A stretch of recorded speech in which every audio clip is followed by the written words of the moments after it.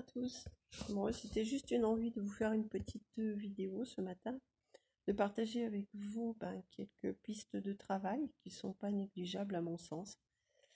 Euh, ce qui me vient en ce moment à l'esprit, c'est vraiment notre désidentification à nos jeux de rôle, à ce personnage que nous vivons sur cette terre humainement et qui finalement est lié à la souffrance, à toutes nos constructions, à tout notre mental. Et pour ça, j'aimerais revenir sur des petits morceaux d'histoire ou de votre histoire qu'on a tous vécu en tous les cas, qui sont intimement liés entre ce que l'on peut vivre, que l'on sent connecté, qui doit se passer comme ça. C'est-à-dire que je parle d'événements on va faire sans forcément réfléchir. Ce qu'on peut appeler des fois des coups de cœur ou qu'on se pose même la question après, mais pourquoi j'ai fait ça? Et, euh, et ça, c'est vraiment, c'est quelque chose qui nous relie, c'est quelque chose qui a du sens dans notre plan de vie, mais pas seulement. C'est-à-dire que vu qu'on est tous en interaction les uns des autres, notre action aura aussi une action sur l'autre, ça me paraît évident. Donc tout est écrit sur un plan beaucoup plus large, beaucoup plus grand, qu'on ne maîtrise pas du tout de toute façon, et puis que ça ne sert à rien d'aller essayer de maîtriser ça. Simplement, il faut comprendre qu'on suit un filigrane et que ce filigrane, des fois, on n'en a pas tout le temps la conscience. On ne sait pas toujours pourquoi on fait les choses. Et des fois, simplement, on les sent. Il faut le faire comme ça. C'est l'exemple typique, par exemple, du coup de foudre. Allez expliquer pourquoi une alchimie se passe dans l'instant T. C'est simplement que dans un plan beaucoup plus grand, beaucoup plus haut, vous devez vous rencontrer. Et quelque chose qui doit s'alchimiser et qui se passe au-delà du mental, au-delà du concret, au-delà du personnage qu'on joue sur cette terre. Bien souvent, on va prendre des décisions qui, par la suite, vont entraîner forcément des actions et des réactions. Ça me paraît logique, puisque c'est notre but sur cette terre, c'est d'entraîner des actions qui vont en chaîne faire des réactions sur nous. Mais ces réactions, bien souvent, ce qui se joue, c'est qu'on va s'identifier au personnage qui souffre. Hypothétiquement, on prend un choix de vie parce que ça nous parle, parce que ça fait partie de quelque chose que l'on sent à l'intérieur de soi. Et cette action entraînera sur d'autres peut-être une colère, entraînera une non-acceptation en tous les cas de ce choix qu'on a pu prendre. Et là, on peut partir dans des schémas de culpabilité et partir dans un schéma qui ne nous appartient pas en soi. Simplement, ce qui résonne en nous, c'est la non-acceptation de ce que l'on a fait. Donc c'est de nous que ça vient. En fait, c'est nous qui n'acceptons pas ce choix. C'est le choix que j'ai pris entraîne quelque chose de désagréable sur l'autre. Et en entraînant ce côté désagréable sur l'autre, je le perds.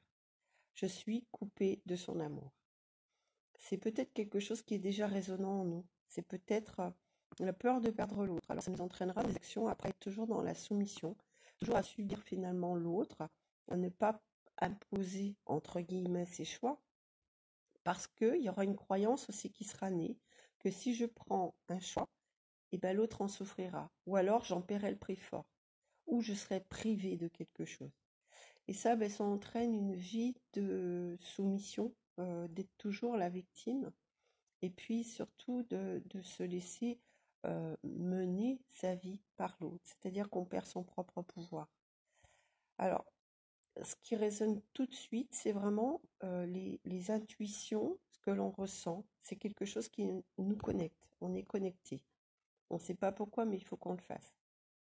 L'action que ça entraînera sur l'autre, elle est juste. Elle est juste pour nous, parce qu'elle a une part en nous à faire travailler, c'est-à-dire l'illusion que si je dis mes choix, si je dis mes goûts, ça va entraîner la rupture avec l'autre. L'autre ne m'aimera pas. Si je ne me plie pas à ces 4 volontés, je vais perdre l'autre. Donc je ne dirai plus mes besoins et je vais me saboter ou m'auto-saboter. Mais ce qu'il ne faut pas oublier, c'est que l'action qui est entraînée, et ben, elle est juste pour l'un et pour l'autre. Donc ça, on a notre partie à nous à travailler, mais l'autre aussi a sa partie à travailler, c'est-à-dire que toute action que l'on entraîne a une incidence directe sur nous, dans notre façon de penser, c'est-à-dire que ça nous amène à réviser nos propres façons de penser, surtout quand il remonte une émotion, la colère, des choses assez difficiles, de la culpabilité, du regret. Ça veut dire que j'ai une part qui est en souffrance chez moi, des formes de pensée qui ne sont pas correctes par rapport à moi, et que moi, je dois aller les réviser.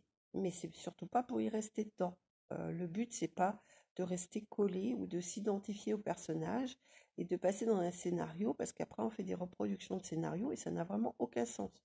On peut tourner en boucle toute une vie en ruminant et en étant la victime de la vie finalement, et en pensant que finalement la vie c'est de la merde. Non, c'est là j'ai fait une action, ok, mon action, elle me paraît juste pour moi parce que dans l'instant, elle me libérait, c'est voir le côté positif de ce que ça amène. Pourquoi alors, dans cette action positive, ça m'entraîne des regrets, de la culpabilité et de la colère?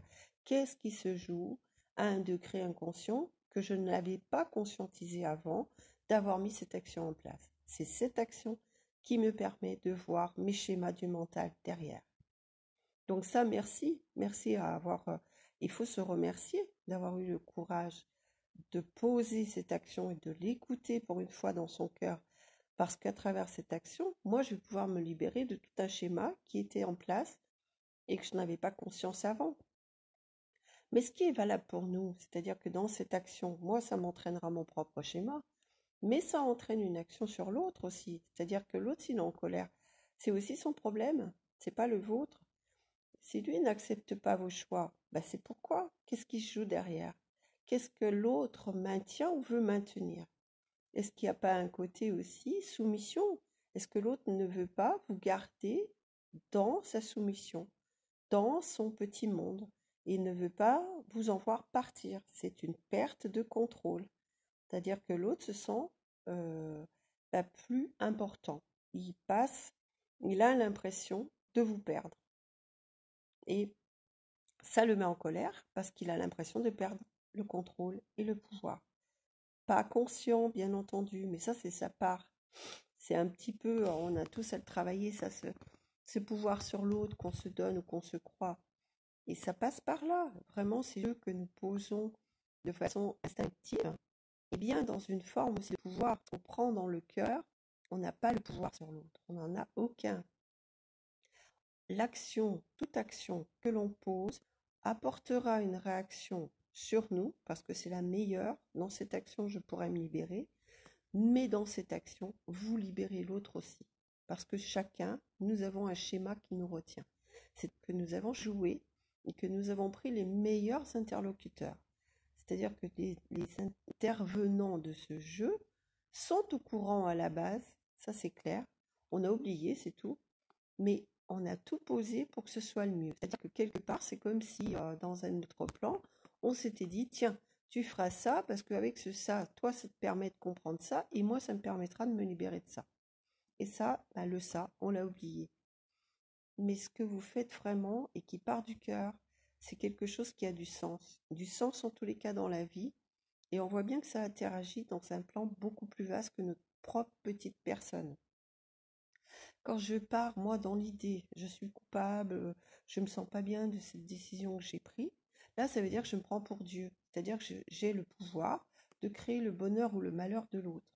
Non, on a tous le pouvoir sur soi, mais on ne peut pas aller chez l'autre. C'est-à-dire que même moi, si je suis de bonne humeur, c'est pas ma bonne humeur qui va forcément faire changer l'état d'humeur de l'autre.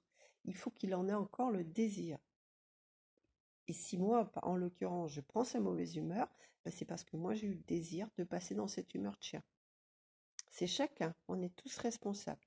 Donc on est responsable de nos états émotionnels, de ce que l'on a à vivre et à se faire vivre.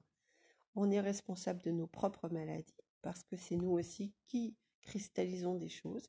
Quelque part, quelqu'un disait que dans la maladie, c'est de l'énergie qui passe pas. Oui, elle se rigidifie, elle se cristallise, mais c'est pour attirer notre attention et justement nous en libérer. Notre problème ici, c'est que dans la matière, on s'identifie. Tout ce qui nous arrive, c'est nous. c'est notre ego, hein, de toute façon. Et on prend tout pour nous. C'est-à-dire qu'on n'a pas ce regard en se disant, mais si ça se joue, c'est que ça a se jouer dans le temps, dans l'espace, ici et maintenant, et que ça apportera à la fois une libération pour moi, mais pour l'autre, ou peut-être des autres. On retrouve aussi dans des actions qui sont beaucoup plus collectives. Toute action, toute parole, tout geste induira de toute façon quelque chose. Et rien n'est lié au hasard. Si vous faites une action ici et maintenant, vous le faites parce que vous le ressentez, elle est juste. Mais après, n'ayez pas de la culpabilité ou du regret. Non, parce que là, vous êtes Dieu. Là, reprenez votre pouvoir en vous, dans votre monde, mais le monde de l'autre ne vous appartient pas. On est chacun responsable de nos états, de ce que on veut libérer ou pas. Et si on veut se laisser manipuler, c'est aussi notre responsabilité. Si on veut passer dans l'humeur de l'autre, c'est notre responsabilité. L'extérieur n'est juste qu'un cinéma. Il nous joue le meilleur cinéma pour que nous puissions intégrer ce qu'il y a en résonance au fond de nous. À nous de prendre la bonne position, hein. C'est soit je peux me permettre d'observer, même si dans la seconde, j'ai été un peu secouée, ok. C'est pourquoi ça me secoue autant. Faites le deuxième passage. Qu'est-ce qui est en résonance qui a fait que, quand vous faites une action X, mais que derrière, il n'y a pas d'attachement lié à une souffrance qui aurait été vécue, eh bien, c'est juste une connaissance, c'est juste une expérience.